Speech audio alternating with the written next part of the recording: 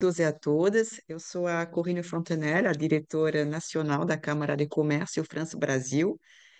Sejam muito bem-vindos ao webinar Diálogo sobre o Programa de Pesquisa Inovativa em Pequenas Empresas, o programa PIPA, da FAPESP. A FAPESP, que é a Fundação de Amparo à Pesquisa do Estado de São Paulo. Este é um evento organizado em parceria entre a Câmara e a FAPESP. Falando um pouquinho da FAPESP, né, muito rapidamente, o nosso palestrante falará certamente um pouco mais sobre ela. Ela é uma instituição de prestígio no Brasil, né, que mantém um intenso relacionamento com a França através de acordos de cooperação científica e tecnológica para financiar projetos entre pesquisadores de várias universidades, escolas e institutos renomados de pesquisa e de educação entre os dois países.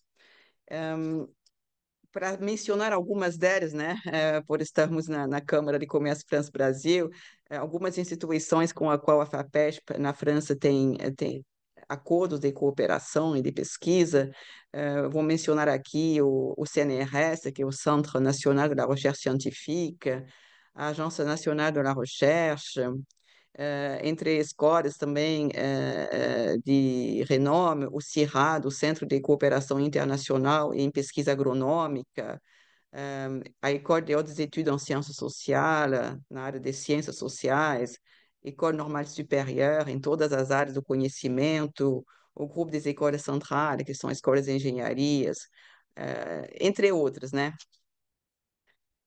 Dito isso, gostaria de apresentar um pouquinho brevemente da Câmara de Comércio, para quem nos assiste, talvez ainda não a conheça. É a Câmara mais antiga, a Câmara bilateral mais antiga do país, fundada em 1900, e hoje é uma instituição nacional, com 4 capítulos regionais em São Paulo, Rio de Janeiro, Belo Horizonte e Curitiba, além de uma antena em Fortaleza. Temos mais de 450 membros em todo o Brasil, sendo mais de 320 em São Paulo, e estamos em fase de crescimento, conquistando novos membros a cada semana. Muitas grandes empresas francesas, aquelas mais conhecidas como do CAC 40, são associadas da Câmara, mas o maior número de membros é formado por empresas de tamanho intermediário ou pequenas e médias empresas, que são justamente o público-alvo desse evento de hoje. Nossa missão é conectar pessoas, empreendedoras e empresas, e para isso realizamos, né, a cada ano, e ano passado realizamos mais de 160 eventos em todo o Brasil.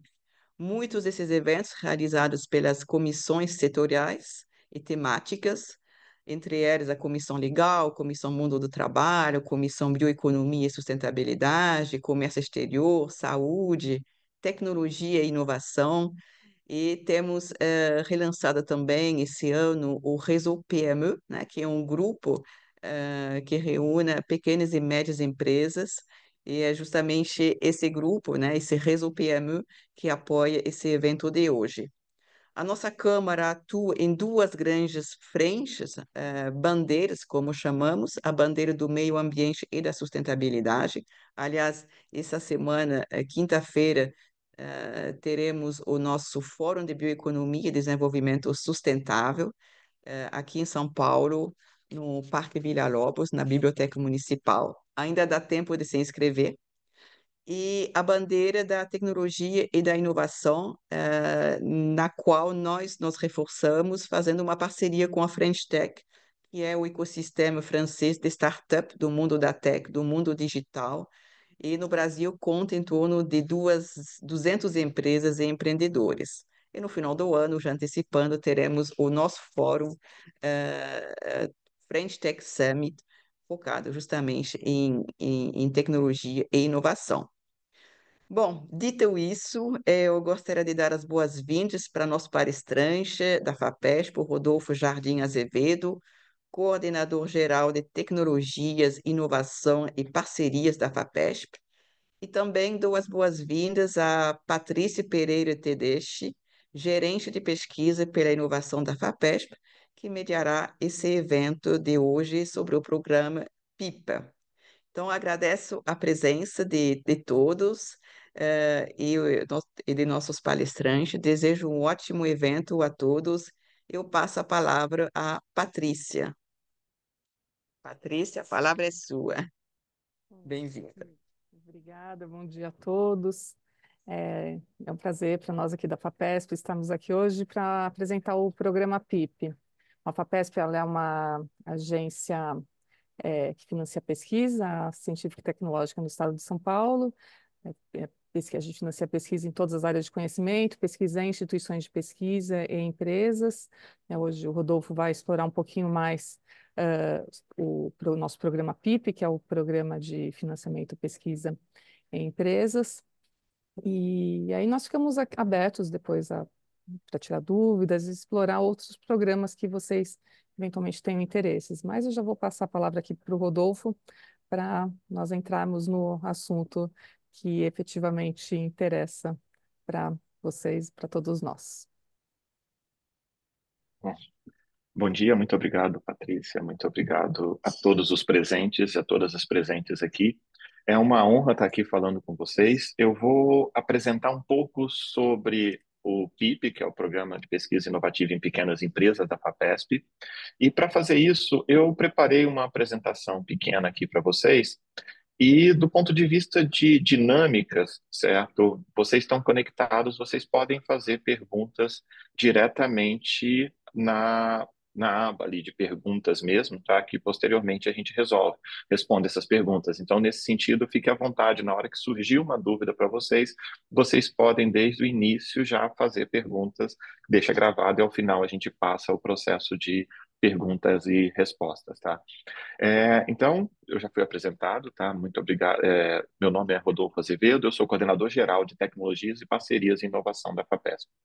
Tentando trazer um pouquinho do início, né? A FAPESP é a Fundação de Amparo à Pesquisa do Estado de São Paulo, então cada estado tem a sua fundação de amparo à pesquisa, especificamente a FAPESP é do Estado de São Paulo, e cada fundação, obviamente, tem os seus programas. Eu queria só dar uma noção geral do ponto de vista de pesquisa do que nós temos. Então, esse gráfico aqui mostra a porcentagem da pesquisa sendo feita em cada um dos estados.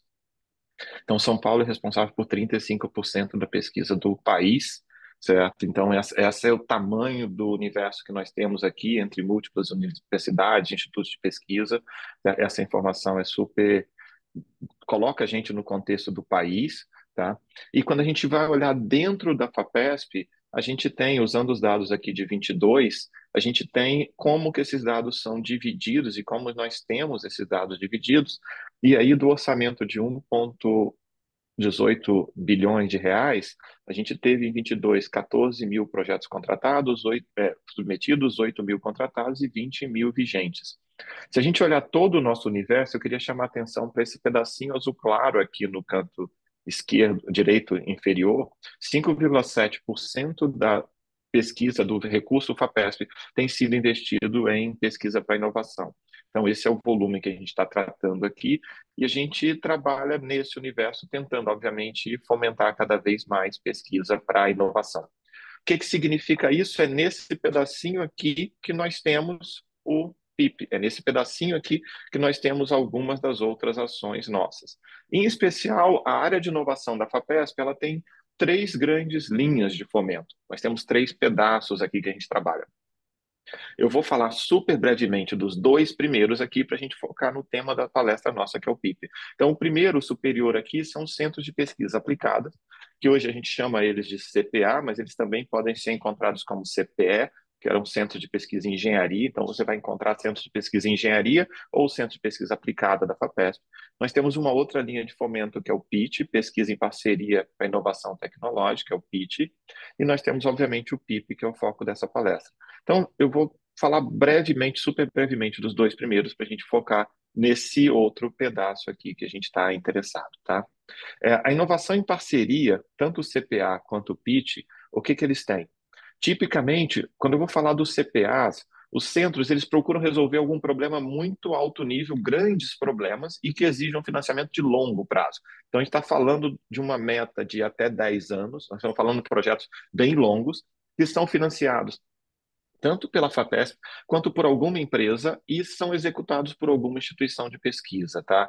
Nesse sentido, os recursos tanto da FAPESP quanto da empresa são direcionados à instituição de pesquisa. A gente busca alto impacto científico, tecnológico nesses temas escolhidos, e os temas são escolhidos pela empresa em parceria com a ICT. Então, esse é um grande projeto de 10 anos. A instituição de pesquisa vai ter o diretor desse centro e o vice-diretor vai vir de uma empresa. Então, a gente vai tratar e fomentar fortemente essa sinergia aqui. A gente faz editais individualizados para cada CPA, quer dizer, a gente não tratar de um em um, não vai tratar em lote, certo? E a FAPESP pode auxiliar na busca de parceiro. Então, se a gente tem uma grande empresa, a gente está falando de financiamento de alguns milhões de reais por ano, né? Se a gente tem alguma empresa desse porte, a gente pode cofinanciar.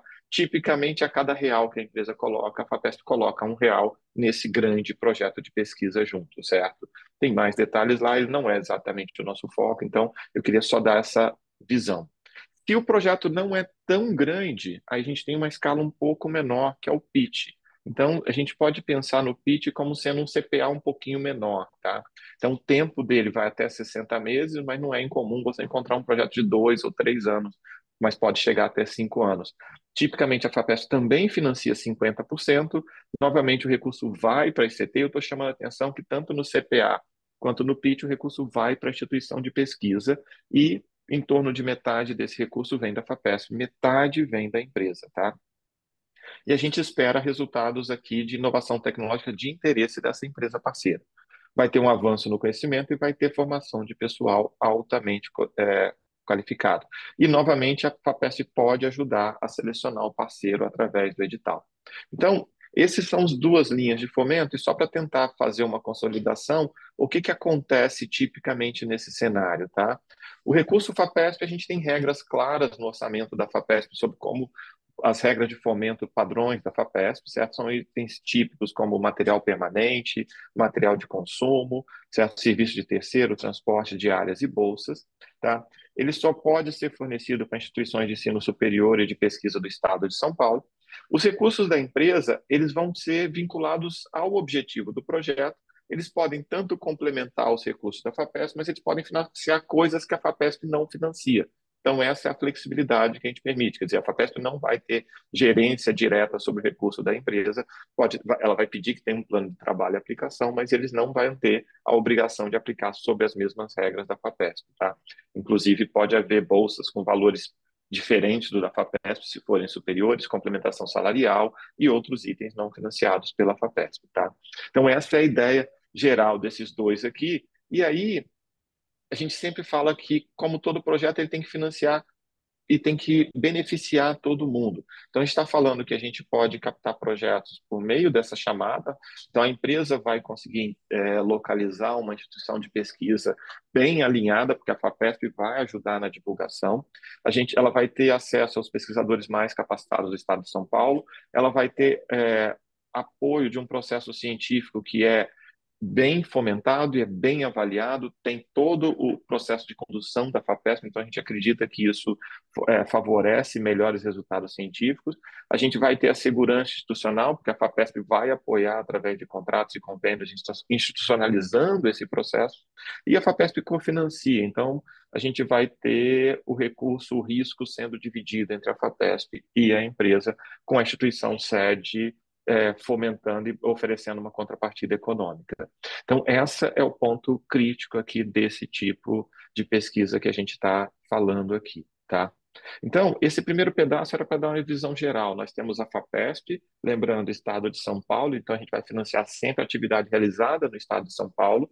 Nós temos projetos grandes, que são os CPAs, nós temos projetos um pouco menores aí, que são os PITs, mas todos esses dois projetos, eles levam recursos para dentro de uma instituição de pesquisa. Agora a gente vai trazer o PIP. O PIP é onde a gente tem o nosso maior volume de projetos individualmente falando, certo? De processos de projeto, tá? E o PIP, ele trabalha com uma linha um pouco diferente. O recurso vai para dentro da empresa. Então, na hora de falar do PIP, certo? A gente está falando que é um projeto de inovação que pode ser até 100% financiado pela FAPESP. que significa isso? É que na hora que esse projeto foi submetido, a gente já pode olhar no orçamento dele, a FAPESP deveria financiá-lo como um todo. A gente tem as regras sobre os itens financiados e a gente precisa olhar e cumprir nessas regras, a FAPESP financia o projeto como um todo, tá? Então, PIP significa pesquisa científica, pesquisa tecnológica e financiado pela FAPESP. Tem uma frase muito interessante que a gente gosta de falar, é que todo projeto PIP precisa de um desafio tecnológico. E eu coloco aqui entre aspas, que é uma pergunta bem interessante, é uma boa definição disso, né? Se você já sabe fazer o que você quer, então isso aí não é algo financiável pela FAPESP. Você tem que botar um risco, você tem que ter algo que você hoje não sabe fazer. Você sabe o que você quer, você sabe para onde você quer ir, mas você não sabe fazer aquilo. Tem que ter algum risco, tem que ter alguma pesquisa, tem que ter a busca de alguma coisa nessa direção, tá? Então esse é o motivador do PIP, tá?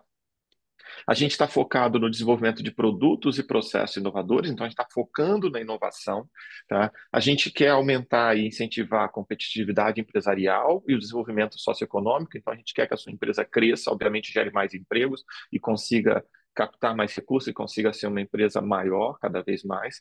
A gente não demanda titulação acadêmica, essa é uma linha de fomento da FAPESP que não demanda e não pede, não exige que o proponente do PIP tenha mestrado ou doutorado. Pode ter, e se você quiser trazer um mestre, um doutor para sua empresa, obviamente ele é elegível ao PIP, mas ele não tem isso como obrigação, tá? E ele é aberto para propostas de inovação em qualquer área do conhecimento. Então, não importa a área que está a sua empresa, se você quer inovar, o PIP pode vir a financiar se você tiver um projeto interessante, uma pesquisa interessante nessa direção, tá? Só para a gente tentar trazer, então, isso aqui no contexto geral, o PIP, ele é a única linha da FAPESP que os recursos vão diretamente para a empresa, tá? Então, quando a gente fala nesse aspecto, a gente está falando que o financiamento do PIP nosso vai ser enviado para um pesquisador responsável, e esse pesquisador responsável ele está vinculado diretamente à empresa. A gente vai falar um pouquinho sobre isso daqui a pouco. Nós temos vários níveis de PIP, tá? Então, nós temos desde o PIP Start, que só funciona por edital, e o processo dele é um processo de ideação, então é alguma coisa bem mais no início do processo. Ele tem a duração de 12 meses e pode financiar até R$ 110 mil. Ele iniciou em 2023, então é a nossa linha mais nova que a gente tem. E a gente tem os outros dois PIPs que são os nossos carro-chefes, o fase 1 e o fase 2. Essas duas linhas, elas são trabalhadas em fluxo contínuo. Isso significa que a qualquer momento você pode submeter e ele vai passar por um processo de avaliação. O PIP fase 1, ele visa uma prova de conceito, um teste da viabilidade tecnológica. E isso é uma característica bem interessante. Você quer saber se é possível fazer uma prova de conceito daquilo que você está ideando, que está na sua cabeça, que tem o seu processo lá e que você acredita que isso, se virar um produto no mercado, vai beneficiar bastante a sua empresa. O tempo dele é de até 9 meses e R$ 300 mil de financiamento. Nós temos o PIP fase 2, certo? O fase 2 ele já quer desenvolver o projeto de pesquisa do produto ou processo inovador. Então, ele quer avançar bastante nesse nível. A gente vai dar exemplos daqui a pouco, tá? Mas ele já vai querer levar bem mais à frente essa prova de conceito que foi desenvolvido ali. Então, ele dura até 24 meses e tem até R$ 1,5 milhão de financiamento. A gente tem o fase 3. Esse fase 3 ele não é em fluxo contínuo, a gente tem um edital aberto no momento, tá? E ele visa o desenvolvimento comercial e industrial do projeto ou serviço. O recurso e o tempo são conforme a chamada. Então, dependendo da chamada, a gente tem valores diferentes para o fase 3. A gente tem que olhar a chamada, então a gente pode falar um pouco sobre a chamada específica, mas não é uma frase geral nossa, tá? E a qualquer momento que a gente tiver uma empresa PIP, tanto na fase 1 quanto na fase 2, se essa empresa cresceu, o produto dela, a ideia dela, o que ela está desenvolvendo, tem uma certa tração e ela conseguiu um investidor que está interessado naquele produto, naquela coisa que ela está desenvolvendo, a gente tem também o PIP Invest. O que é o PIP Invest? Ele vai permitir um match da FAPESP até o valor de 1,5 milhão para esse investimento. Então, se a sua empresa conseguir um investimento de 1 milhão, o investidor que está investindo 1 milhão na sua empresa, a FAPESP coloca mais outro 1 milhão ali. Ela pode fazer um match ali, desde que você vá continuar a pesquisa nessa mesma linha e ele vai trabalhar para você, certo? Esse dinheiro vai ficar para você complementar a sua pesquisa, tá? É, trazendo aqui, eu tenho essa seta dos dois lados aqui embaixo, certo? Apontando para os dois lados, e essa seta aqui, nossa, ela. Deixa eu só ver se eu consigo. Certo? Nós temos aqui embaixo essa seta e a gente está falando nessa seta, mostrando que existe uma modalidade do PIP, que é a modalidade TC, que é transferência de conhecimento. É uma característica interessante que nós temos do PIP, que é o seguinte: se você tem algum conhecimento que já está numa instituição de pesquisa e você quer trazer para o PIP, você pode trazer esse conhecimento aqui para o PIP na forma de um PIP-TC. Então, ele pode ser um fase 1 ou fase 2, mas ele é TC porque existe um conhecimento já na instituição, numa universidade, você consegue trazer esse conhecimento para cá no PIP, tá? Então, essa é a ideia geral. Então, nós temos esses 5 tipos de PIP. Tipicamente, nós temos o PIP fase 1 e o fase 2 como sendo os nossos principais, tá? Então, a gente tem onde a gente tem o maior volume de submissão nesse momento, tá? E aí, como que funciona? Como que você pode participar do PIP, né? Você pode participar do PIP, certo? É, olhando tanto em pequenas empresas com até 250 empregados. Então, se você é uma empresa que tem até 250 empregados, você pode participar do PIP, tá? E a pesquisa tem que ser realizada no estado de São Paulo. Essa é uma questão bem crítica. Lembra que eu mostrei para vocês? Nós estamos a FAPESP, nós temos o SP lá. Então, essa pesquisa tem que ser realizada aqui no estado de São Paulo. Isso significa que a empresa ou uma filial dessa empresa que vai realizar a atividade de pesquisa tem que estar exatamente aqui dentro do estado de São Paulo. Todo o investimento da FAPESP será feito para ser utilizado aqui dentro de São Paulo. Todas as bolsas que a FAPESP vai dar tem que ser para pessoas que estão aqui no estado de São Paulo. Esse é o ponto crítico aqui do projeto, do ponto de vista de localização. O foco, a necessidade do projeto é de inovação tecnológica.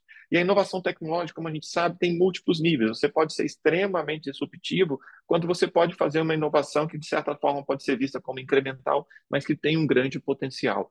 Isso tudo escrito num projeto e descrito vai ser avaliado e pode vir a ser financiado, tá? O projeto vai ser liderado por pesquisadores que podem ter ou não um vínculo empregatício com a sua empresa. Então, a sua empresa já pode ter alguém que vai ser o pesquisador responsável, ou em algum momento ela quer fazer algo, mas não tem essa pessoa. Então, você pode usar a oportunidade do PIP para trazer uma pessoa para a sua empresa para poder realizar essa pesquisa. Nesse caso específico, ao trazer essa pessoa para a empresa, a FAPESP pode, inclusive, dar uma bolsa para ele, certo? Então, ela pode trabalhar exatamente nessa direção de buscar uma nova pessoa e vai pegar uma bolsa PE, por exemplo, que pode chegar até mais de R$ 9.000 para esse pesquisador, tá? Então, nesse cenário, é uma bolsa bem competitiva e essa pessoa pode realizar a pesquisa para você. Do ponto de vista desse pesquisador responsável, ele precisa de no mínimo 24 horas por semana de dedicação ao projeto, sendo que se ele está pleiteando a bolsa, a FAPESP vai pedir 40 horas de dedicação, vai pedir dedicação exclusiva ao projeto, tá? E aí, só para poder trazer um outro viés interessante, é que às vezes alguém está assistindo aqui e tem a empresa que não se enquadra ali, porque ela é maior, por exemplo, ela está em outro volume financeiro, tá? Então, se a sua empresa é maior, você pode também negociar com uma empresa que já inovou através do PIP. De repente, o que você quer fazer, tem alguma empresa que o PIP já financiou e você, de repente, esse produto já existe, está sendo desenvolvido no mercado e você pode comprar dessa empresa, quer dizer, você pode negociar com ela. Então, a gente tem na página da BV, a Biblioteca Virtual da FAPESP, a gente tem a lista de todas as empresas que já tiveram PIP em algum momento. No final da apresentação, eu vou mostrar alguns exemplos para vocês, mas vocês também podem tentar negociar com essas empresas inovativas. Vocês podem comprar alguma solução dela, pode passar a ser o seu fornecedor ou algum tipo de parceria extra nesse cenário, tá? Quando a gente vai falar de financiamento, eu já falei da bolsa para o pesquisador responsável, então a gente precisa de uma necessidade de 40 horas de dedicação se o pesquisador responsável quer receber a bolsa. Se ele não for receber a bolsa, a gente vai pedir uma dedicação de 24 horas semanais ao projeto. Quer dizer, a gente quer garantir que esse projeto seja executado. Esse pesquisador responsável, quando a empresa é bem pequena, muitas das vezes ele é o sócio principal da empresa, mas não tem essa obrigatoriedade. Você pode ter outra pessoa que você precisa trazer algo para você. Então, você tem a sua ideia de um produto, você tem a sua ideia de um processo inovativo e você detectou que a sua empresa não tem certo especialista. Você pode buscar esse especialista e trazê-lo através do PIP. Obviamente, todo o projeto funcionando, futuramente você vai contratar essa pessoa, porque é de interesse seu ter essa pessoa na sua empresa ao longo do tempo, tá? O segundo item financiado é a bolsa de treinamento tecnológico. A gente vai precisar, para submeter, de um plano de trabalho alinhado ao projeto. Quer dizer, eu vou ter um bolsista que a gente chama dos TTs, né? Treinamento tecnológico. A gente tem de múltiplos níveis também, então essa bolsa tem múltiplos níveis, e vai precisar de um plano de trabalho para cada um dos bolsistas, dentro daquele limite orçamentário, é óbvio, né? Tudo aqui no caso do PIP 1 está dentro do limite de 300 mil, tudo aqui no caso do PIP 2 está dentro do limite de 1,5 milhão. Então, a gente tem que somar o orçamento para ver o nosso limite final. Então, a gente tem a necessidade do plano de trabalho estar alinhado de cada bolsista com o projeto que está sendo realizado. E aí entra uma característica interessante, é que a gente está financiando, do ponto de vista da FAPESP, o projeto, não a sua empresa, tá? Então, o projeto faz parte da sua empresa, mas a gente não está financiando ao redor da sua empresa. Então, tem ações que precisam, por exemplo, o contador. O contador, ele é da sua empresa, ele não é do projeto. Então, a FAPESP não financia vários dos itens que podem estar fora do escopo do projeto, está fora do projeto, mas ele ainda assim é relevante para sua empresa e você vai precisar financiar por conta própria, tá? A gente financia custeios, insumos do projeto, quer dizer, você precisa, é um projeto na área de química e você precisa de reagente químico, é um projeto na área de outras áreas que você precisa de componentes ou elementos de custeios lá, certo? A gente financia serviço de terceiro e a gente sempre chama atenção para você não caracterizar a terceirização da pesquisa. Quer dizer, você não vai pegar um projeto de 300 mil reais e de repente vai contratar uma empresa por 250 mil para fazer o projeto para você. Isso não pode. A gente quer que o projeto seja feito pela sua empresa. Relembrando, se você quer que outro faça o projeto, a gente falou do CPAs, a gente falou do pitch lá, a gente tem outra linha. E aqui é importante a gente sempre separar o cenário. Às vezes a pessoa fala, a FAPESP não me financia. Não, talvez você não esteja pedindo na linha de financiamento correta. Talvez o seu projeto realmente não seja financiado, mas você pode também não estar pedindo na linha de financiamento correta, tá? Então, essa linha, do caso do PIP, ela está financiando a pesquisa dentro da sua empresa e você precisa caracterizar essa pesquisa para dentro da sua empresa.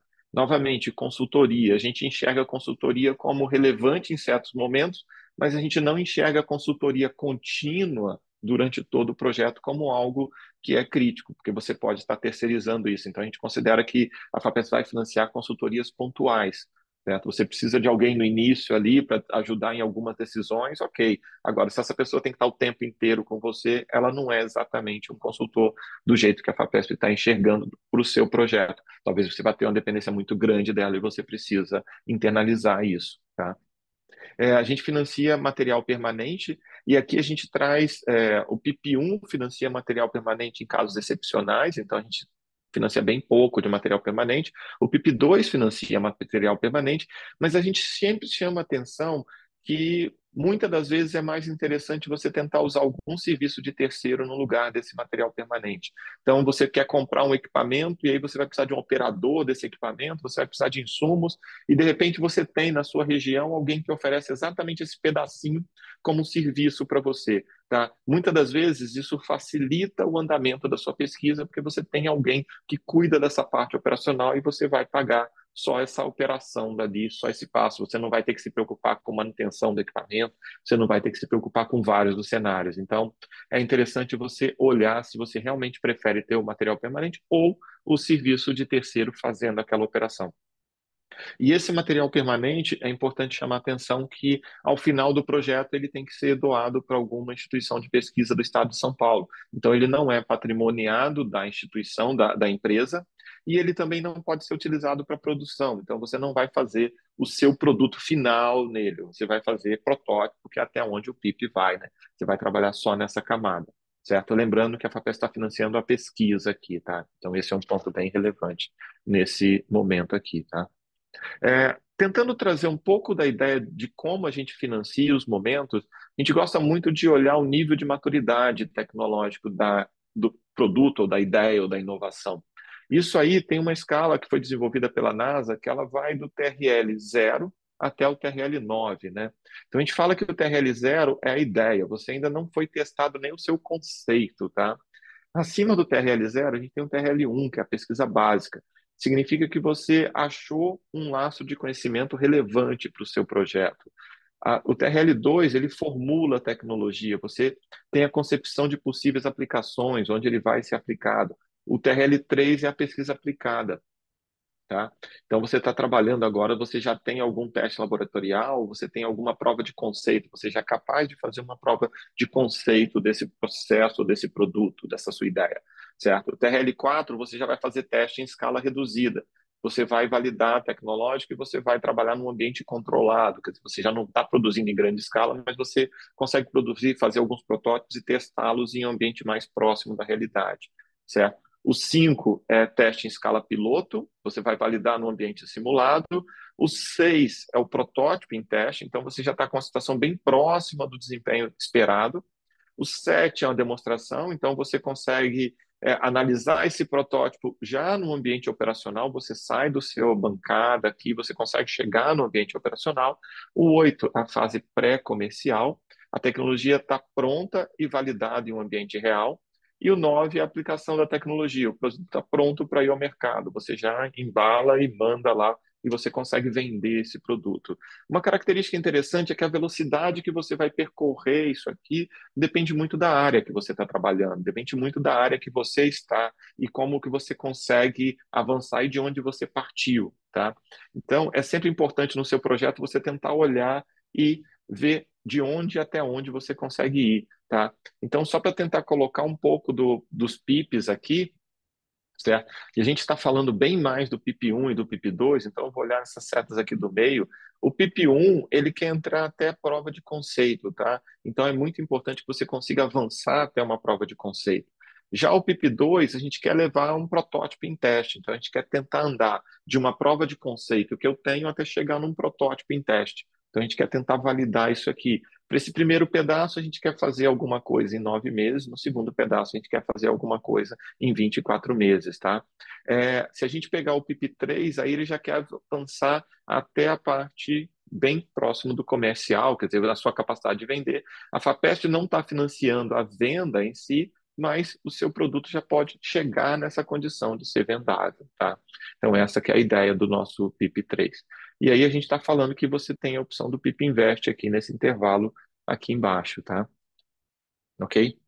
Bom, o que que tem numa proposta do PIP? Eu tenho 2 slides falando sobre isso. Eu queria mostrar uma coisa um pouco mais alto nível aqui, tá? Então, a gente está falando que o seu projeto do PIP, ele tem que ter basicamente esses tópicos aqui embaixo do lado esquerdo, tá? Ele tem que ter um projeto, qual é o desafio tecnológico ou científico que você quer vencer, quais foram os resultados que você já teve, quais as competências necessárias, quer dizer, a sua equipe, os seus objetivos, o seu estado da arte, quer dizer, o que que já foi feito aí, o que que existe de ciência atrás disso, o que que já existe no mercado sobre isso, certo? Aquela sua ideia realmente nova, ninguém nunca fez, como é que está esse cenário? Que metodologia você vai usar, quer dizer, qual é o seu passo a passo, quais são os seus subproblemas e como você pretende atacá-los, quais são as atividades, o seu cronograma e uma justificativa do seu orçamento. Então, essa é a ideia do projeto que você vai ter que escrever. Tá? Esse projeto ele pode ter no máximo 22 páginas, então você também não vai poder ser muito extenso lá, você tem que ser direto ao assunto e tentar descrever esses elementos aqui.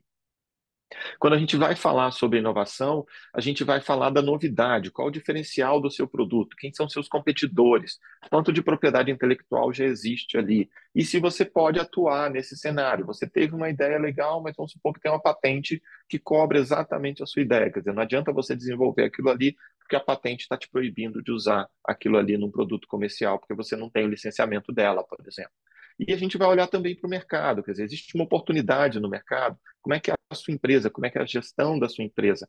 Então, quando a gente vai olhar um PIP1, a gente aceita que a empresa seja bem novata. Você pode submeter um PIP1 e abrir a empresa antes, no caso de implementar o projeto. Você submeteu o PIP1 sem ter a empresa ainda. Mas um PIP2 a gente já espera que a sua empresa já exista e que ela já tenha alguns requisitos, como uma sede local para as pessoas trabalharem e uma certa infraestrutura, tá? A gente está falando também do produto, da tecnologia, dos concorrentes, quer dizer, você vai chegar no mercado, esse é um PIP1 daqui 9 meses, é um PIP2 daqui 24 meses. Como é que está o mercado hoje? O mercado vai tá bom para você daqui 24 meses, a gente sempre sabe que existe um potencial risco, é possível que exista um risco. E tudo bem, a FAPESP está disposta a investir nesse risco, mas você tem que mensurar esse risco, mensurar o que que tem hoje, para não falar que você está querendo fazer alguma coisa que o seu concorrente hoje já tem disponível no mercado e você pode ser comprado hoje, e você ainda pretende gastar 24 meses para fazer, certo? A gente fala também do modelo de financiamento, o modelo financeiro dele e das suas receitas, quer dizer, quanto você vai poder cobrar desse produto, quanto isso fica disponível, quanto você pode colocar daqui para frente, tá? Só para tentar trazer na forma de perguntas, e eu gosto dessa sequência de perguntas, né? Então, a primeira pergunta interessante está relacionada ao desafio, certo? Quer dizer, quais são as dores da sociedade ou do mercado? Por que que isso é um problema? Precisa estar claro para você que o que você quer resolver é um problema, tá? E que esse problema precisa ser resolvido, tá? Então, para ele precisar ser resolvido, tem que existir uma certa demanda do mercado. Existe interesse nesse tipo de solução ou produto, você sabe se alguém vai querer esse produto, não vale aqui tanto a pena ou não é justificável só você falar, se eu fizer isso, alguém vai querer comprar. Não, é importante que você tente trazer evidência de que isso é algo relevante aqui. E aí, na hora que você pensa nesse problema, na hora que você pensa na proposta de solução, a gente começa a falar da equipe, quer dizer, quais são as habilidades necessárias para resolvê-lo? Quem são as pessoas necessárias? Se esse produto é um produto multidisciplinar, eu tenho gente dessas múltiplas áreas. Se esse produto aqui requer um conhecimento em química, em matemática, em computação, em medicina ou em agricultura, eu tenho pessoas com habilidade necessárias e suficientes para resolver esse problema? Então, a gente está falando da equipe. Mas a equipe só não é suficiente. Quer dizer, qual é a nossa metodologia em direção a esse projeto, tá? Como esse problema abordado e vai ser solucionado a cada etapa da pesquisa? Quer dizer, como é que você vai abordar os pedacinhos desse problema em cada uma das etapas e vai solucioná-los? Observa que esses itens estão bem interligados, tá? Então você tem tarefa de cada um dos membros da equipe em cada um dos pedaços da metodologia, tá? Na sequência, você tem que pensar também no orçamento, né? O que que significa? O que que você precisa para subsidiar essa pesquisa? O que que você precisa de orçamento? O que que você vai ter que comprar? Quais são as pessoas? Quanto vai custar esse processo até você chegar nessa metodologia ali toda pronta, tá? E depois você tem que pensar no produto, quer dizer, o que que vai ser o seu resultado final? Às vezes é bem interessante a pessoa fala, poxa, eu quero resolver esse problema, tá? Mas como é que você vai, ao final, ter um produto? Como esse produto vai ser vendável? Qual o impacto desse produto? Quer dizer, pensa naquele mundo que o seu produto está pronto e agora o que que é como o mundo é agora com o seu produto no mercado, tá? E aí a gente tem a questão da venda, quer dizer, como é que você vai transformar essa pesquisa numa nota fiscal? Qual é o valor que você consegue vender? Quantos desses você vai vender? Qual o tamanho do mercado? Tudo isso aqui tem que estar considerado no seu projeto. Obviamente, se está num PP1, a gente pega uma coisa bem menos madura, então são mais ideias de alguns dos itens, mas é importante você se fazer essas perguntas. E se é um PP2, a gente espera um projeto bem mais consolidado, com essa parte em especial, a parte mercadológica, tá? Então, no PIP1, você pode ter mais dúvidas, porque o produto ainda não está muito encaminhado, mas no PIP, tanto no 1 quanto no 2, você já tem que pensar que essas perguntas terão que ser respondidas, tá? Ok? Aí, na hora que você tem essas ideias todas, você precisa submeter esse projeto para a FAPESP. Então, na hora de submeter o projeto para a FAPESP, você vai submeter através do SAGE, que é um sistema de apoio à gestão da FAPESP, tá? Então, tem esse site aqui em cima, sage.fapesp.br, e o pesquisador responsável que deve submeter. Então, existe uma pessoa que é o PR, a gente sempre chama de PR, ele é o contato com a FAPESP, tá? Esse PR, ele é o pesquisador principal do projeto, não necessariamente o dono da empresa, e normalmente a gente fala que o dono da empresa, às vezes, ele tem muitas outras obrigações, é interessante você pensar que o PR pode ser uma pessoa que é só para esse projeto, ou é um funcionário da empresa, ou uma pessoa que você está trazendo, tá? Então, se ele já possui a empresa, você também vai precisar cadastrar essa empresa no SAGE, tá? E aí é todo o processo de submissão via SAGE, então você precisa ter todos os formulários lá dentro também preenchidos, tá? Se você está fazendo um PIP1, você pode ter o PIP1 antes de constituir a empresa. Então você pode submeter o PIP1 e caso ele seja aprovado, a FAPESP vai te falar, ok, me dá os dados da empresa e você tem um tempo curto aí para poder constituir a sua empresa e colocar antes da emissão do termo de outorga, quer dizer, antes da FAPESP assinar com você um termo de outorga, ela vai pedir que você efetive a empresa e ela não vai assinar com você esse termo de outorga se você não tiver a empresa constituída, tá? Você precisa preencher todos os formulários, plano de pesquisa e orçamento, e dentro dos critérios de avaliação, a gente tem a qualidade técnica e científica do projeto, se esse projeto faz sentido. Esse projeto aqui, se ele funcionar, ele vai ser um projeto viável, vai conseguir ser comercializado. A sua equipe e a infraestrutura que você tem é capaz de realizar esse projeto?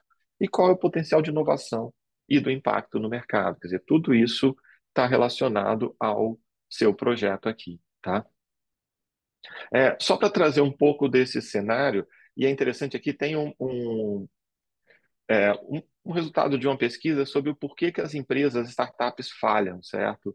E é interessante que a gente tem, obviamente, o primeiro motivo aqui do lado esquerdo, que ela ficou sem recurso de capital, mas é interessante que o segundo item é quase com a mesma porcentagem do primeiro, né, 38 a 35%, é que ela fez algo que o mercado não tem interesse. Então a gente vira e fala assim, olha, você tem que ter uma proposta, mas você também tem que ter algo que isso precise ser relevante para o mercado. Então, a gente vai olhar bastante disso, certo? Aí você pega o terceiro item, que aqui é bem para frente já, mas ainda assim é uma porcentagem relevante. Alguém fez isso antes de você. Então, por isso que a gente pergunta, poxa, você é a melhor equipe para realizar essa ideia e você vai ser capaz de fazer essa ideia? Mas não é só ser capaz de fazer, você tem que ser fazê-la e colocá-la no mercado. E antes dos outros. Então, na hora que você anuncia, eu tenho isso aqui que meus concorrentes não têm. Tá, quão fácil é um concorrente seu realizar essa mudança no produto dele e te suprimir no intervalo bem curtinho de tempo? Quer dizer, na hora que você lançar o seu produto, chega um concorrente e fala, eu não tenho isso não, mas em 2 meses eu consigo ter. Então, a gente tem que tentar olhar nesse sentido também. O seu modelo de negócios falhar, então, o seu modelo de negócio, o seu produto foi um sucesso, mas você não consegue captar recurso dele. Então, você não tem um modelo de negócio. Então, o seu projeto não conseguiu funcionar. As pessoas não querem pagar por aquele modelo, tá? O ambiente regulatório, desafios regulatórios. Então, aqui só para trazer, e eu vou falar um exemplo mais basicão aqui para vocês. Às vezes você falou que queria comprar um material permanente, você precisa comprar uma máquina, só que essa máquina tem que ser importada e você vai gastar 4 meses para importar essa máquina e você colocou ele no PIP 1. Basicamente, você falou o seguinte: eu vou gastar metade do meu tempo de projeto querendo trazer uma máquina. Será que realmente isso é o ponto relevante para você? Porque importar uma máquina não é algo que é inovador. A gente faz isso, gasta-se muito tempo, é claro, mas a gente já faz isso. Então você precisa tentar olhar. E tem ambiente regulatório como Anvisa, Ministério da Agricultura e vários outros itens que são relevantes aqui para você olhar para ver se o seu produto vale a pena, né? Questões de preço e de custo, você não calculou corretamente, o seu produto ficou muito caro, ou ele não ficou num preço compatível com os concorrentes, as pessoas não estão pagando essa diferença, certo? Não é o time, certo? Correto, então faltou gente em alguma área, você não conseguiu montar a equipe, logo o seu produto não ficou pronto no momento, ou o seu produto não foi na direção desejada, ou a pessoa não quis abrir mão de algum recurso desse produto, por exemplo. O seu produto está fora do timing de mercado, e é interessante que ele fora do timing de mercado, pode ser que o mercado agora não é para ele.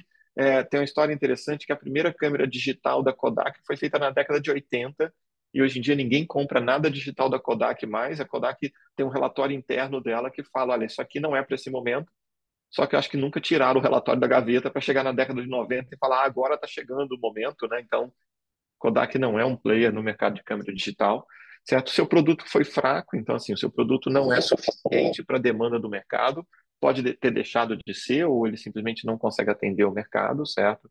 Aí tem questões de desarmonias, você simplesmente mudou e a sua equipe, os seus investidores não entram em um acordo. Observe que aí pode levar a outras coisas, como você tentou trocar de ramo ali, não funcionou direito, ou simplesmente você, no final ali, você não está tão apaixonado pelo seu produto e desistiu daquela empresa, tá? Então, esses são os principais motivos que foram detectados. A gente gosta de chamar a atenção disso e parte do processo do PIP a gente tenta extrair um pouco dessas informações na avaliação do projeto, para ver se a gente já consegue ajudar as empresas a terem mais chances de sucesso, tá? E aqui eu queria mostrar um pouquinho do histórico de auxílios por ano, tá? Então, a gente está falando dessa barrinha azul aqui, que é o número de auxílios por ano. É claro que 2024, essa última barra aqui, ainda não está completo o ano, então nosso número não está tão grande aqui, tá?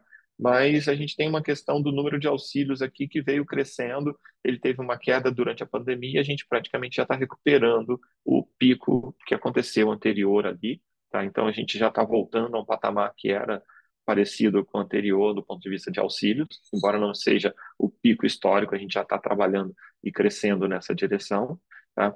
A gente também tem uma outra coisa interessante que eu gosto de chamar a atenção, é que a FAPESP financia pesquisa em diversas áreas do conhecimento. Então, essas barrinhas aqui mostram ao longo dos anos onde estavam as inovações. Né? Então, se a gente chegar aqui bem do lado esquerdo, 1998, nos primeiros PIB, a gente vai ver que essa barra era muito grande na área de engenharias, tá vendo? E aí a gente tinha alguma coisa em ciências exatas e da Terra, alguma coisinha aqui em saúde, depois biológicas e agrárias, certo? Se a gente andar aqui para o lado direito, a gente vê que a parte de engenharias em si diminuiu um pouco o universo, aparece o interdisciplinar, essa barra vermelha aqui, que em certos anos, como aqui em 2013, passa a ter uma coisa bem relevante, tá? A gente vê que ciências exatas da Terra também tem um pedaço relevante, mas a gente vê aparecendo muita inovação em saúde, em ciências biológicas e em ciências agrárias nos últimos anos. Então a gente vê que a inovação vai permeando múltiplas áreas. Não importa a sua área, pode submeter que a gente vai avaliar e vai olhar, e sendo algo inovador, a gente vai fazer um esforço para financiar o seu projeto, tá? E aí eu queria, só para a gente pegar nessa fase mais final da apresentação, trazer alguns casos de sucesso do PIP, que eu acho que são sempre interessantes para a gente mostrar sinais diferentes aqui para vocês, coisas diferentes que já foram feitas pelo PIP aqui, tá? A primeira empresa que eu queria chamar aqui e trazer é uma empresa chamada iSystems, ela já teve 4 PIPs, certo? Ela começou lá perto de 2000 e pouco, né, 2005, 2006, e ela trabalha com automação e inteligência de processos de produção. Então, ela tem como clientes indústrias farmacêuticas, Ambev, Ativos, então ela tem múltiplos tipos de indústria, e o objetivo deles é automatizar e de forma inteligente. O interessante desses 4 PIPs deles é que eles tinham uma metodologia lá perto, ali antes de 2010, então eles usaram o PIP para poder crescer e desenvolver essa metodologia, e perto ali de 2016, eles notaram o surgimento de IA e fizeram mais outros 2 PIPs, PIP 1 e PIP 2, novamente, para aprimorar essa metodologia para uma nova versão dela, e que é o que eles aplicam atualmente. Então, assim, embora a gente não vá financiar a sua empresa continuamente, é possível que de tempo em tempo, de repente, uma ação de inovação possa voltar a ser financiável pelo PIP no futuro, tá? Uma outra empresa também dessa área mais industrial é a Altasa. Ela tem solução inteligente para controle de qualidade industrial e ela tem uma filial, depois ela abriu uma filial nos Estados Unidos. Então, ela tem várias empresas aqui do lado esquerdo, empresas automotivas, tá? Que usam ferramentas e produtos da Altasa para garantir a qualidade do processo produtivo deles ali. Ela já teve 6 PIPs, então é interessante olhar que o número de PIPs não precisa ser 1 ou 2, mas obviamente a gente vai avaliar o seu histórico passado e ver se isso realmente faz sentido de acordo com o tamanho da sua empresa, tá? Ok? E, novamente, eu tenho o site da empresa aqui embaixo, tá? É, a próxima é a Felcom. A Felcom tem uma história interessante, ela teve 3 PIPs, ela fez o primeiro retinógrafo portátil de alta qualidade do mundo. E uma coisa interessante que eu gosto de mostrar para a Felcom é que a Felcom trabalha no mercado altamente regulado, certo? Então, aqui em 2015, ela notou uma certa oportunidade, em 2016, ela teve um PIP FAPESP aqui, certo? E aí, o primeiro PIP FAPESP dela, e ela ganhou prêmios e trabalhou com produtos e projetos pela Samsung também, certo? Ela avançou em 2017 com MVP e começou clinical trials, mas aí logo mais para frente ela precisava avançar com Inmetro, Anvisa, certo? Para poder conseguir ter toda a questão regulatória. Então é bem importante você avançar na questão regulatória e ter os resultados regulatórios aqui super relevantes, tá? E aqui no canto superior direito a gente tem o produto dela, certo? Que ele acaba acoplando um celular num equipamento deles para poder conseguir reduzir o custo. Você vai usar muito do celular ali como ferramenta para trabalho, tá? Ela teve 3 PIPs aqui, tá? Uma outra interessante que é a Agrobi. A Agrobi ela faz polinização assistida e inteligente para uma agricultura sustentável. Ela consegue, através do processo de polinização, tentar aumentar a produção aqui. Tá? Então, ela vai trabalhar para aumentar 17%. Ela tem evidência de aumento de 17% da produtividade do café. eu brinco que para mim já era suficiente, certo? Aumentou a produtividade do café, para mim já fica melhor, mas a gente tem as outras aqui. E é interessante, só para chamar a atenção desse número aqui, no caso de morango, ela conseguiu, através de uma melhora na polinização, diminuir o número de frutas deformadas. Então, é também um outro fator interessante aqui que a gente tem da Agrobia. A Agrobia teve 7 PIPs, tá? Nós temos a Nexto. A Nexto teve 3 PIPs e ela faz monitoramento de temperatura e umidade em ambiente, equipamentos e produtos de saúde em tempo real. Então, você quer monitorar o ambiente para evitar proliferações negativas naquele ambiente ou outros cenários de tratamentos que você precisa de garantia de qualidade do ambiente. Então, aqui ela tem alguns exemplos aqui, certo? Oncomed, Nova Saúde. Então, ela tem alguns laboratórios e ambientes que usam a solução dela. E a Nexo teve 3 PIPs aqui, certo? Aprovados, tá? Ela passou por 3 PIPs, né? A gente tem a Nanox. A Nanox aqui eu trouxe 2 reportagens, tá?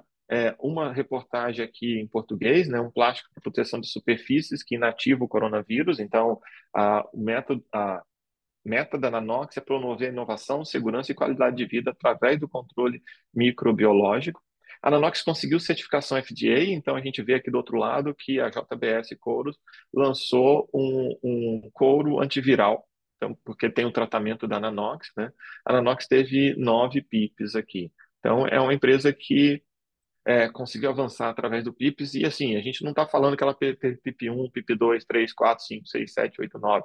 Geralmente, cada PIP dele tem um subproblema que vai ser resolvido, e às vezes ele é um fase 1, às vezes ele é um fase 2, então a gente tem essa leitura aqui para frente, tá? Certo? Então, e aí com isso eu meio que encerro a minha parte da apresentação. Queria agradecer novamente a todos que estão por aqui. Eu deixei esse link aqui, fapesp.br/PIP, que é o link onde tem as instruções do PIP, que também está codificado aqui nesse QR Code para vocês, tá? Então é isso que a gente tem aqui. E eu acho que assim eu passo a palavra de volta, acho que para a Patrícia, né, Patrícia? Muito obrigado. Isso, obrigada, Rodolfo. Nós recebemos aqui 2 perguntas. O Frederic, ele perguntou sobre a taxa de sucesso das submissões dos PIPs, né?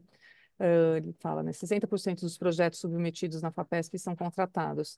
Essa percentagem vale também para o PIP? É, Frederico, é uma ótima pergunta. A média ali, é difícil a gente falar nesse cenário, tá? O que a gente tem é que é o seguinte, se a gente pensar do número de processos submetido, e a gente, obviamente, tem várias fases ali, um primeiro lote dos processos não passam na fase do que a gente chama de habilitação. E é importante, quando a gente está falando em público, a gente chamar a atenção disso, né? Porque esse processo ele não cumpriu os requisitos bem básicos do edital. Vamos supor, você não anexou um arquivo que é um projeto de pesquisa, tá? Então, quando a gente olha esse processo aqui desde o início, a gente vê que, do ponto de vista do PIP, a taxa de aprovação é da ordem de 1/3, certo? Certos editais pode ser oscilar um pouquinho para mais ou para menos, tá? Ok? Então, é em torno de 1/3 dos projetos conseguem avançar e ter um PIP contratado. Mas, obviamente, é interessante pensar que eu tenho certeza que você é capaz de escrever um projeto do PIP, e esse projeto do PIP ele vai passar essas primeiras fases burocráticas ali de formulação e de inserção no sistema, e aí ele aumenta bastante a chance nessa segunda fase, tá? Outra pergunta agora do Eduardo Oliva. Tem uma pergunta interessante sobre bolsas TT. Ele já submeteu um PIP, fase 1, e nas bolsas TT, com a devida justificativa, pode ser solicitado mais de um bolsista por categoria? Como a FAPESP vê isso? Eduardo, bom dia para você. Tem uma coisa interessante aqui, eu acho que a bolsa PE, a gente só tem um, que é o pesquisador na empresa. A gente só vai ter tipicamente uma bolsa. Tem editais especiais, como com o Sebrae, que a gente pode financiar o segundo, mas tipicamente a bolsa PE, a gente vai ter um pesquisador só. Já a bolsa TT, você precisa justificar o trabalho de cada bolsista no projeto. E nesse aspecto, o limite acaba sendo só o financeiro. Então, se você precisa de 2 TT4, ou você precisa de um TT3 e um TT4, ou você precisa de 3 TT3, TT4, quer dizer, A gente não, a priori, a gente não fala que tem limites, você precisa justificar cada um deles. Então, o nível da bolsa vai falar valores diferentes, então, quanto mais alto o número da bolsa, maior é o valor, vai requerer mais habilidades da pessoa e você precisa ter um plano de trabalho que reflete mais maturidade da pessoa.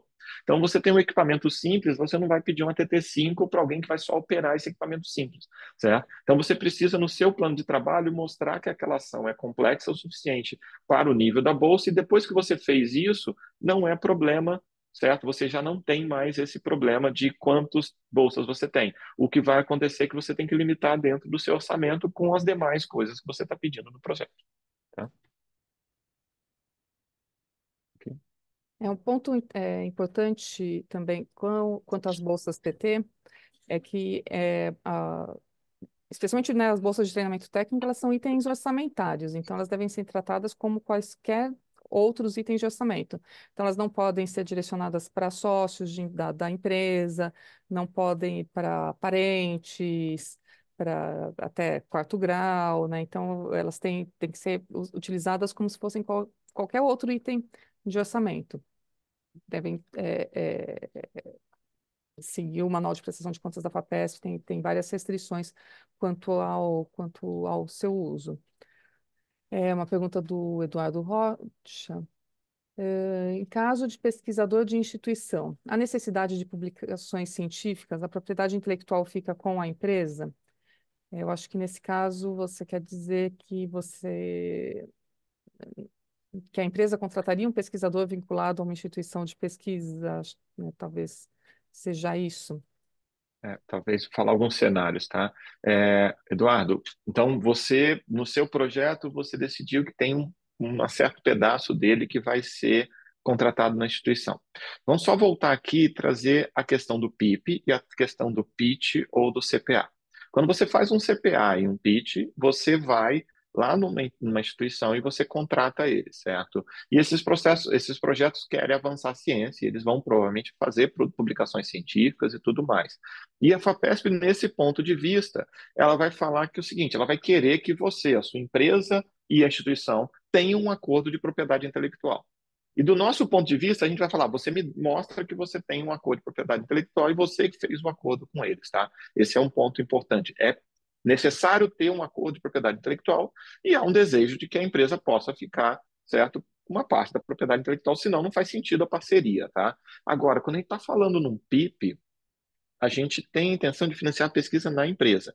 Você pode fazer parcerias com instituições, mas aí o nosso objetivo é financiar a sua empresa. A gente espera que, do PIP, a sua empresa vai realizar a pesquisa de alguma forma. Então, se você quer que toda a pesquisa seja feita numa ICT, a gente tem o PIP-TC que vai fazer essa transferência, mas ainda assim ele vai querer um pedaço da pesquisa sendo feita na sua empresa, só que a partida dela pode vir de lá, mas a gente também vai querer que seja feita na sua empresa. Então, aí a propriedade intelectual precisa ficar com a sua empresa. Você pode ficar devendo royalties, você pode ter acordo de propriedade intelectual, mas você tem que ter direito de explorar comercialmente esse pedaço, porque senão não faz sentido eu financiar esse projeto da sua empresa se você não vai ter direito de explorar isso comercialmente posteriormente, tá?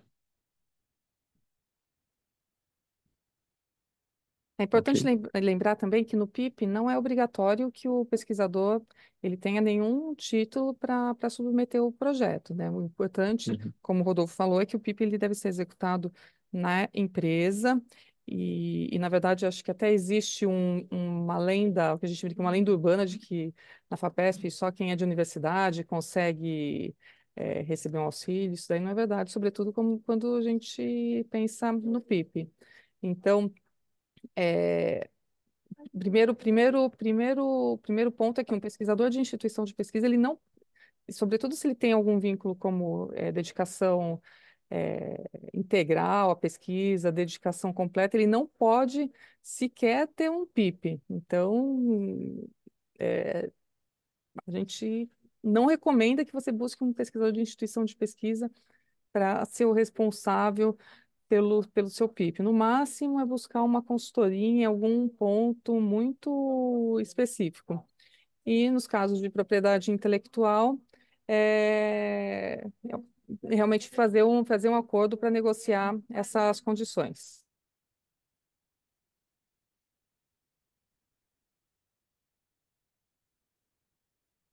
Ok. Aí a Tem mais próxima, um. mais uma pergunta aqui, é sobre uma pessoa física, ela pode pedir um PIP ou de quantos anos precisa ser aberto o CNPJ? É, o participante anônimo perguntou aqui. Vamos falar do caso mais simples, certo? Se você pedir um PIP-1, você pode pedir direto. Você é o pesquisador responsável, você pede, por enquanto, no seu CPF, e aí você tem um projeto, o seu projeto vai ser avaliado, e antes da contratação, então, todo o processo de contratação, de avaliação vai acontecer, e antes da contratação, a gente vai pedir para você efetivar a sua empresa. E aí você vai ter que criar o seu CNPJ. Então, nesse caso aí, que é o caso mais curto aqui, você não precisa ter CNPJ aberto até o momento de ter a confirmação lá do processo. A CAPES vai falar para você, ok, agora a gente não avança desse momento aqui enquanto você não abrir a empresa. E você vai ter um tempo curto, vamos deixar isso bem claro, é um tempo curto para poder abrir a sua empresa, mas é um tempo possível de abrir, tá? Ok. Mais uma do Frederic. Qual é o prazo de aceitação de um projeto PIP, assumindo que o projeto seja adequadamente documentado? Frederico, tipicamente a gente fala de 5 a 6 meses, tá? A gente tenta trabalhar com a média nossa menor, mas a gente recomenda vocês planejarem da ordem de 5 meses a 6 meses, tá? Se você não tem a empresa constituída, você vai ter o tempo de constituição. Se você tem ela constituída, a gente recomenda pensar na janela de 5 a 6 meses, tá? Mais uma pergunta do Frederic. Se tem restrição em função da origem do capital da empresa ou tamanho da matriz estrangeira? Na verdade, a restrição é quanto a empresa, ela precisa ser uma empresa brasileira, né, sediada no estado de São Paulo, que tem unidade de pesquisa no estado de São Paulo. Assim, pela legislação brasileira, uma empresa brasileira é aquela que é constituída pelas leis brasileiras, né? Então, a gente não faz essa análise sobre a origem do capital, o tamanho da matriz. Então, eventualmente, você pode ter uma empresa que no quadro societário tenha um sócio estrangeiro, mas isso não seria um impeditivo, é, no caso do PIP, desde que atenda esses, né, tem até 250 empregados, tem a unidade de pesquisa no estado de São Paulo, tem os demais requisitos.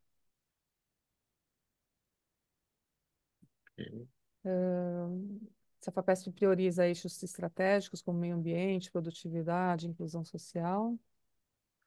É. A gente, tipicamente, os editais que estão em fluxo contínuo, as chamadas em fluxo contínuo, ela simplesmente está para todas as áreas. De tempos em tempos, a gente faz algumas chamadas específicas, tá? Mas no momento aqui, a chamada que a gente está falando do PIP 1 e 2 que estão abertas, elas estão abertas gerais, tá?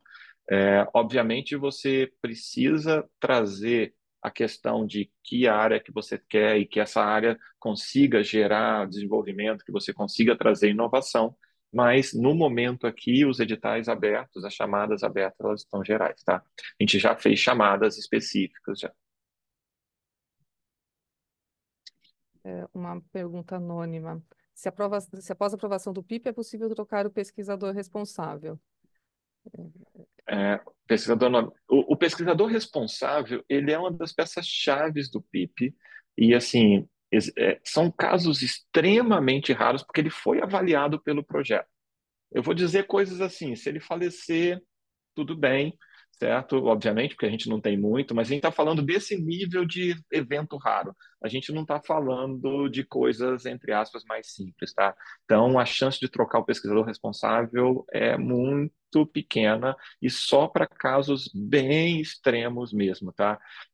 Não considere isso como uma opção, porque a gente considera que o pesquisador responsável por ser a peça-chave, a avaliação do projeto levou muito em conta aquela pessoa. E por levar aquela pessoa em conta, se tirou aquela pessoa, o projeto talvez não tenha mais essa mesma avaliação, tá?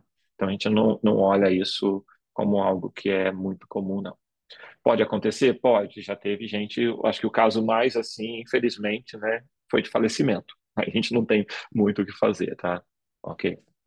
Mas mesmo no caso de falecimento, não é que trocou por qualquer pesquisador, já era uma pessoa que estava na equipe, que participou da Isso. elaboração do projeto, não é uma pessoa que simplesmente apareceu do nada e Uhum. assumiu o projeto. Fábio, ele pergunta se uma empresa de tecnologia com filial no Brasil, com representante legal no Brasil, mas com único sócio estrangeiro, estaria habilitada a um PIP. Teria que ver como que é essa representação legal, se essa empresa ela tem a unidade de pesquisa no Brasil. Acho que é esse que é o ponto que a gente vai avaliar.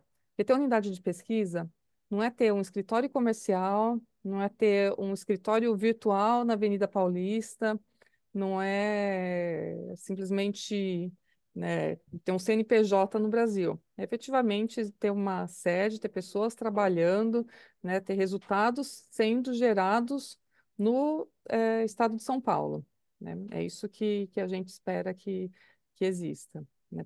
Por isso que eu acho que assim, falando assim, genericamente, é possível?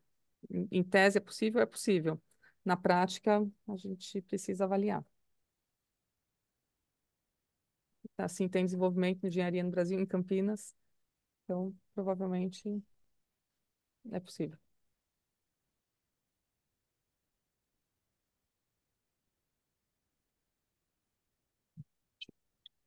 Hum, Aí, Frederic aqui diz que o PIB aparece muito adaptado aos associados participantes da rede PME. Conte conosco para comunicar o programa. Quais têm sido os principais motivos de não aprovação de projetos pela FAPESP? Bom, Eduardo, tem um site no próprio PIP, naquele link que eu mandei para vocês, tem um site do FAC que lista alguns deles, e eu vou dar assim, sem ordem de prioridade aqui, eu vou falar alguns mais de cabeça, tá?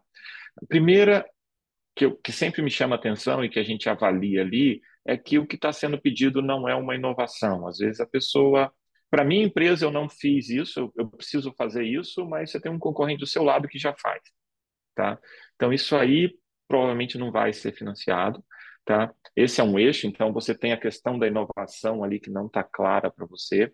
Eu falo que nesse cenário, às vezes, tem aquela empresa que decidiu mandar um PIP2 e o projeto também é só um PIP1. Ele não tem nada ainda e já quer fazer um PIP2, porque afinal, se eu falar que você quer mandar um projeto de 300 mil, um projeto de 1,5 milhão, as pessoas falam, vou mandar o de 1,5 milhão de uma vez, já que é o mesmo esforço. E não é verdade, a gente tem grau de maturidade diferente. Então, a inovação talvez não esteja clara se você mandou como PIP2, mas talvez ela possa estar clara se você mandar um PIP1, tá? Tentando ligar um pouco da frase do Frederic agora há pouco, né, que ele perguntou taxa de aceite. Quem teve um PIP1 tipicamente tem mais chance de conseguir um PIP2 porque já caminhou mais no projeto do que quem manda um PIP2 direto. Mas não quer dizer que quem manda direto não é aceito, tá? É porque a pessoa que teve um, ela conseguiu avançar um tempo ali, muitas das vezes mais do que o outro, tá? O que mais que a gente tem de não aprovação? Às vezes você não tem uma equipe para fazer o que você está se propondo. Você propôs fazer algo e falou: olha, eu quero fazer tal coisa, certo? É na área agro e eu não tenho ninguém da área agro aqui, nem nada no meu projeto com isso, tá? E às vezes isso passa a ser uma coisa relevante. A gente sempre tenta olhar e mandar para pareceristas internamente da FAPESP da área que você está propondo, e é muito claro para eles quando não encontra as habilidades nessa direção. Outra coisa que acontece não tanto, mas é algo que acaba desclassificando rapidamente um projeto é quando ele tenta terceirizar toda a pesquisa. É o exemplo que eu usei ali, né? Você pediu um PIP1 de 300 mil e pegou 250 mil e falou, olha, eu vou contratar essa empresa aqui para fazer essa coisa para mim, certo? Isso aí a gente rapidamente desclassifica o projeto porque não vai estar fazendo a pesquisa internamente. Então, o que que a gente quer? A gente quer que a sua empresa tenha uma certa pergunta, um desafio, e que ela vai atacar esse desafio e ela vai tirar proveito desse desafio e vai conseguir internalizar isso ao final do PIP. Eu acho que esses são os princípios que a gente tem para falar nessa direção, tá? Não sei se você quer mencionar mais algum, Patrícia. Não, acho que são bons exemplos. Mais alguma pergunta? Acho que conseguimos passar por todas. Não, tá. Nós temos tempo, pode fazer mais uma pergunta. Tem bastante gente aqui, eu vi na lista de participantes várias pessoas que não perguntaram ainda.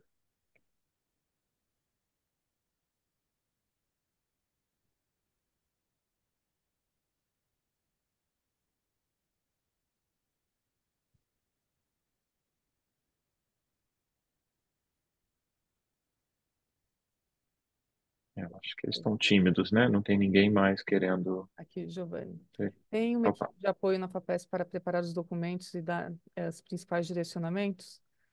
Preparar os documentos, não, né? Os documentos vocês mesmos devem preparar, mas caso de dúvidas, né, dificuldades em operação do sistema, vocês podem entrar em contato com o setor de informações, tanto pelo telefone 38384000, quanto pelo Converse com a FAPESP.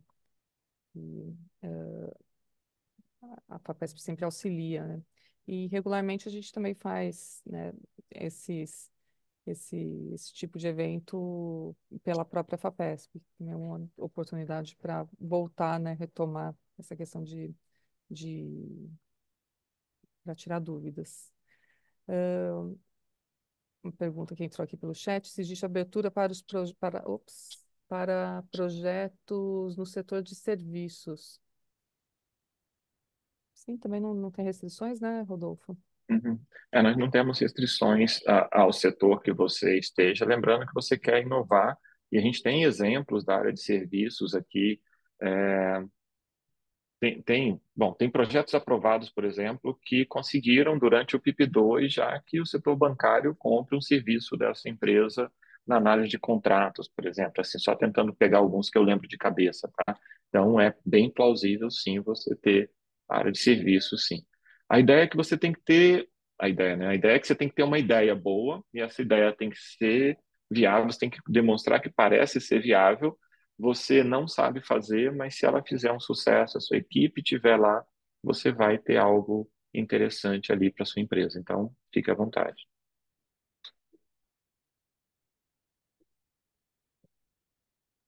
Mais alguma?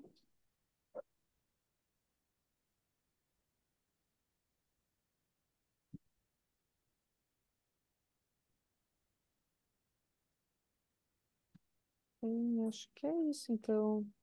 Acho que sim, né? Uhum. Então, acho que eu devolvo a palavra para a Patrícia, que devolve a palavra. Bom, então, queria agradecer, então, em nome da FAPESP, pela presença de todos, e ficamos à disposição, né, caso vocês tenham novas dúvidas, tanto, né, pelo atendimento no setor de informações 38384000, quanto pelo conversa com a FAPESP, e também a pessoal da Câmara de Comércio tem nosso contato, e a gente também, né, continua à disposição até, né, para eventualmente fazer outros eventos, para oficinas, para aperfeiçoar as discussões. Quanto alguém perguntou sobre a disponibilização do vídeo, a- essa parte fica a cargo do pessoal da Câmara de Então, Comércio. Não sei, aí a Rosângela e a Gabriela, elas podem depois passar para vocês as informações. E, e acho que é isso. Muito obrigada a todos. Passo muito aqui, acho obrigado que a todos também. E- Rosângela. Eu agradeço a disponibilidade de vocês, agradeço muitíssimo a Rodolfo, a Patrícia. Sim, eu espero poder contar, né? A Câmara espera poder contar com a FAPESP em novos eventos. E sim, o vídeo vai ser disponibilizado. Eu respondi, digitando aqui, teclando para quem perguntou, mas eu reforço aqui, talvez no máximo até amanhã a gente tenha esse vídeo já disponibilizado para todos que participaram e os que também não puderam participar. Ele vai ficar no site da Câmara. E quanto mais gente souber, melhor para todos nós. Muito obrigada. Muito obrigado. Tchau, Obrigada. tchau. Até logo.